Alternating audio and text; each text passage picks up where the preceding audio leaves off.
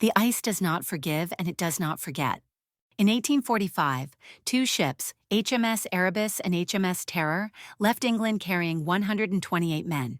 They sailed with confidence, their holds packed with provisions for 3 years, their decks reinforced with iron, and their cabins fitted with the latest Victorian comforts. The mission was bold: to find and chart the last unclaimed stretches of the Northwest Passage, the fabled sea route across the top of North America. But what began as a grand expedition became one of the most haunting tragedies in exploration. Most people remember the name of the commander, Sir John Franklin. His face, stern and resolute, was plastered on newspapers when the expedition set out, and his widow, Lady Jane Franklin, kept his memory alive through relentless campaigns. But history is rarely about just one man. Behind Franklin were 127 others: lieutenants, marines, carpenters, blacksmiths, cooks, and cabin boys. Their names were less celebrated, their faces unrecorded. And yet it is through their fragments, graves, spoons, scraps of paper, that we hear the whispers of what really happened. Before the silence of the Arctic closed around them, there was optimism. Letters sent just before the expedition vanished speak of hope and duty. Commander James Fitzjames, writing in July of 1845, assured his friends in England that spirits were high. His words are filled with anticipation, almost casual in tone, as if the Northwest Passage was within easy reach. He could not have known that his words would become some of the last written traces of life aboard those ships. By 1850, searchers reached Beechey Island. There, they found 3 graves marked with wooden boards. The inscriptions are stark and almost sermon-like. Sacred to the memory of John Hartnell, consider your ways. Sacred to the memory of William Brain, choose ye this day whom ye will serve. The 3rd grave belonged to John Torrington, just 20 years old. More than a century later, in the 1980s, scientists carefully exhumed the bodies. To their shock, the Arctic permafrost had preserved them almost perfectly. Torrington's skin was pale, his hair intact, and his blue eyes still visible beneath frozen lids. It was as though he had only just fallen asleep. That discovery rippled through the modern world. Suddenly, one of Franklin's forgotten sailors was no longer a name on a roster, but a young man staring back across time, his silence louder than words. Those graves told of more than death. They revealed clues, signs of tuberculosis, pneumonia, and scurvy. And in their tissues, scientists discovered high levels of lead, a poison that likely seeped into their systems from the very food tins meant to sustain them. Imagine that: the provisions painstakingly packed in England, the promise of security and strength, slowly corrupting the men from within. Their joints ached, their thinking clouded, their bodies weakened, even before the worst of the Arctic closed around them. Other fragments emerged over the years.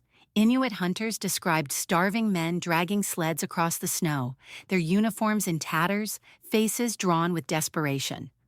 One story described a group boiling their leather boots in an attempt to create something edible. To the British, these accounts sounded too grim, too unlikely, and for decades they were dismissed. However, when archaeologists began uncovering sites, they found that the stories matched reality. Camps littered with bones, buttons, and abandoned gear, all in the locations where the Inuit had said they would be. One of the most haunting discoveries was a small lifeboat found on King William Island. It had been dragged across the ice, then abandoned. Inside were the skeletal remains of at least 2 men, surrounded by personal effects: combs, a pocket watch, boots, even chocolate and tea. There was also a copy of The Vicar of Wakefield, a popular novel of the day, resting among the relics. These were things of comfort, of routine, of home, carried across the desolate tundra by men who could not bear to let go of the fragments of their old lives.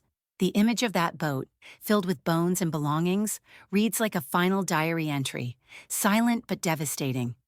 Not every fragment was found in groups. In 1859, searcher Francis McClintock's party stumbled upon a skeleton lying alone at Gladman Point, later identified as Harry Peglar, a petty officer. With him was a wallet containing scraps of paper and a seaman's certificate. Some of the writing was backward, though written as "eat," as though in delirium or perhaps as a code. The papers, disjointed and almost incoherent, remain one of the strangest mysteries of the expedition. There, half buried in snow, was a man's final attempt to leave behind a voice, one that now reaches us only in fragments of reversed words and fading ink. Even in their burials, signs of haste and suffering emerge. William Brayne's coffin was too small for his body. His arms were pressed awkwardly, and his undershirt had been put on backward.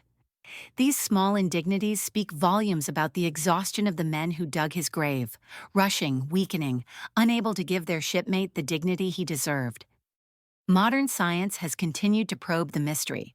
The lead poisoning theory remains compelling, though some argue it was not the sole cause. Tests also reveal evidence of zinc deficiency, starvation, and severe scurvy. Forensic anthropology paints a picture of men caught in a web of failing health, bad luck, and brutal conditions. But science can only go so far. It can measure elements in a fingernail or lesions in bone, but it cannot capture what it felt like to stagger across an endless sheet of white, to see comrades fall, or to whisper a last word into the wind. And yet, through the voices of Inuit memory, we gain something more.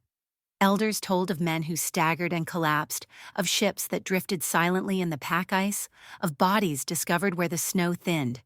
For generations these stories endured, passed on with precision.